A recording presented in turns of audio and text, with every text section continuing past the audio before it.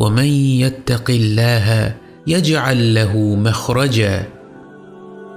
যে আল্লাহকে ভয় করে আল্লাহ তার জন্য কঠিন অবস্থা থেকে রক্ষা পাওয়ার উপায় দেখিয়ে দেবেন। এই আয়াতের অর্থ কি? এর মানে যখন সব দরজা বন্ধ আর আপনি জিজ্ঞেস করতে থাকেন এখান থেকে বের হওয়ার পথ কোথায়, আপনি দরজায় কড়া নাড়ছেন কিন্তু একটি দরজাও খুলছে না।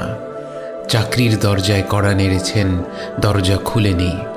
বিবাহের দরজায় কড়া নেড়েছেন, দরজা খুলেনি। ঘরবাড়ি করার দরজায় কড়া নেড়েছেন, দরজা খুলেনি। আপনি হাল ছেড়ে দিয়ে বলছেন, আমি আর কি করতে পারি? মানুষ কখন বলে এখান থেকে বের হওয়ার পথ কোথায়?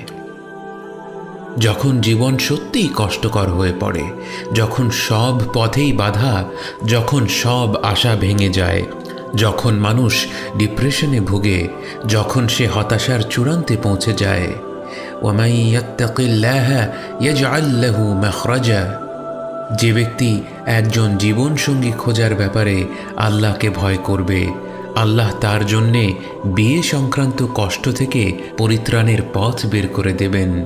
যে ব্যক্তি তার সন্তানদের বেড়ে তোলার ব্যাপারে আল্লাহকে ভয় করবে, আল্লাহ তাকে তাদের অবাধ্যতার যন্ত্রণা থেকে পরিত্রাণের পথ বের করে দেবেন।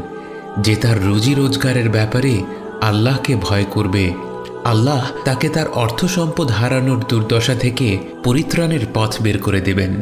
যে একমাত্র আল্লাহর ইবাদতের ব্যাপারে আল্লাহকে ভয় করে, আল্লাহ তাকে শিরকের সর্বনাশ থেকে পরিত্রাণের পথ বের করে দেবেন। যে তার ব্যবসায়িক লেনদেনে আল্লাহকে ভয় করবে, আল্লাহ তাকে লোকসান থেকে পরিত্রাণের পথ বের করে দেবেন।